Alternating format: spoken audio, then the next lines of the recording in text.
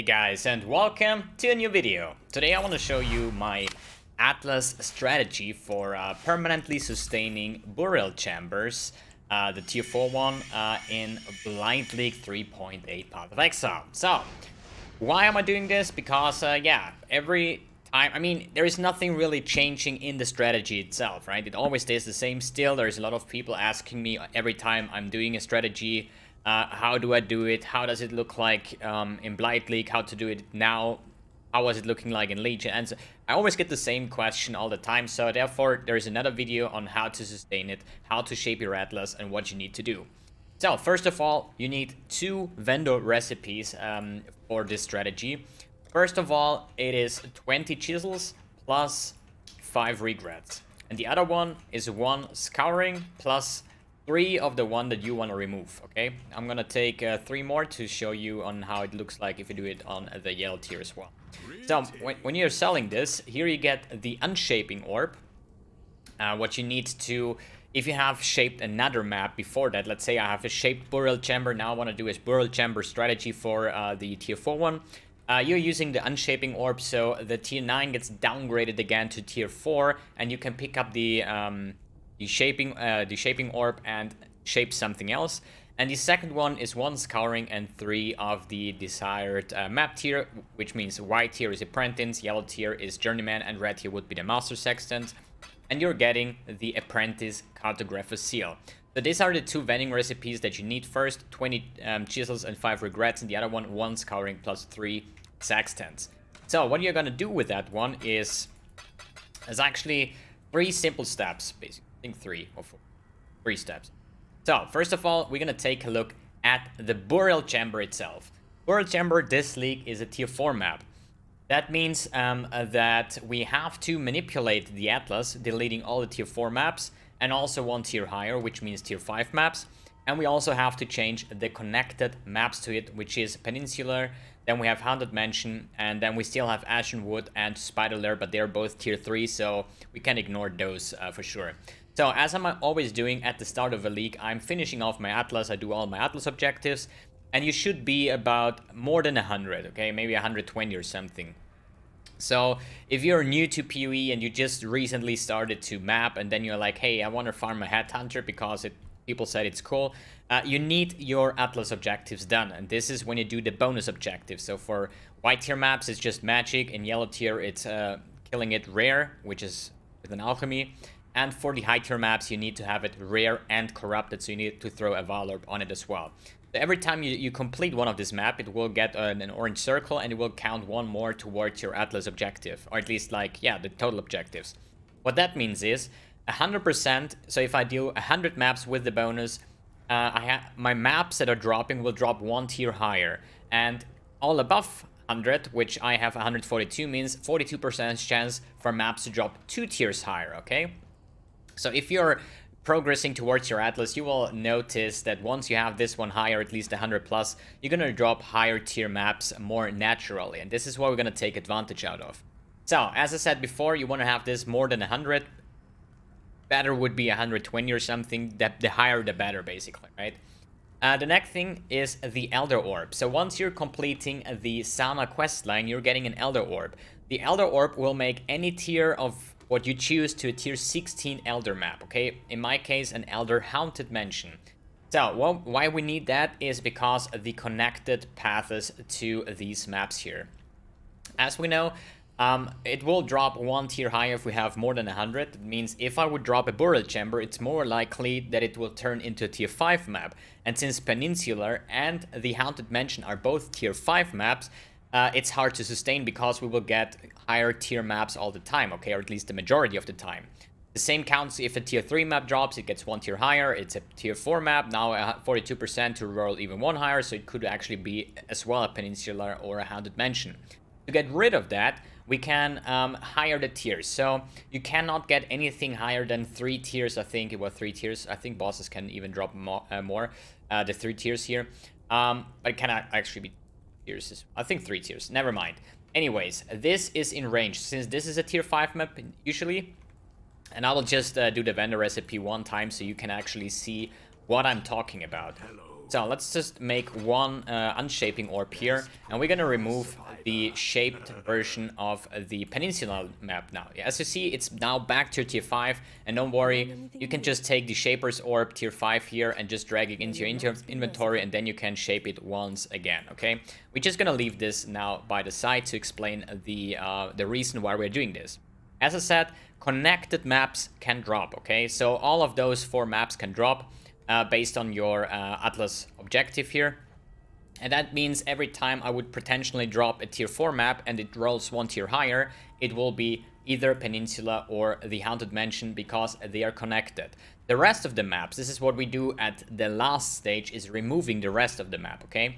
This is just the more important step here to get rid of the maps that are connected. So, as I said, Spider Lair and Spider Lair and Ashenwood that are connected to the burial chambers doesn't really matter, because if they would drop, they drop 1 tier higher. It will be a burial chambers as well, okay? The next thing is, the problem are those 2 maps that are tier 5 both, and they're connected. So, to get rid of that, we're gonna use the Shaper Orb on the Peninsula map. So now it's a tier 10 map. So it's 5 or 6 tiers higher than Burial Chamber and can naturally not drop anymore. Same progress with the Haunted Mansion. Haunted Mansion is also a tier 5 map, but we only get 1 tier 5 Shaper's Orb, which makes it to a tier 10 map. So that's why we need the Elder Orb to make this one to a tier 16. So now the connected maps. This one doesn't matter, this one doesn't matter, this one is 12 tiers above Burial Chambers, and this one is 10 tiers above, 5 tiers above Burial Chamber. So now we're good to go with setting up the Burial Chamber here. The next thing that we have to do is get rid of all other tier 4 maps. So if you check here tier 4 map, you're gonna see that every single tier 4 map on the Atlas around here is removed unless it's a unique map, okay? Unique maps doesn't matter. But as you see, all tier 4 maps are removed. Burial Chambers is now our only tier 4 map. The same thing, we're gonna do 1 tier higher since we have the Atlas objectives. So if you're gonna go tier 5 now, you're gonna see that every single tier 5 map is removed from the Atlas, besides those 2 that we shaped and eldered, okay? And this is what you have to do. First of all, check the connected maps, because this is like a natural guide for like every single low tier map that you want to run here, right? And if you have the question now, hey, can I do this with mid tier maps? Can I do this with the shaped burial chambers? Can I do this with elder burial chambers or shaped alleyways or whatever?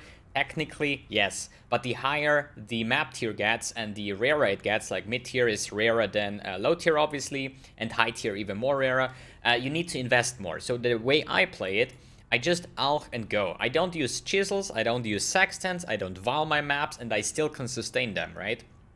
So if I would do the same thing, let's say on the Dunes map, you will need to use at least like chisels and sextants to sustain it. And if you want to sustain a high tier maps, you even have to invest more using scarabs and so on to actually have a chance to sustaining it. And that's why I'm always choosing the low tier map, because for me it doesn't really matter, right?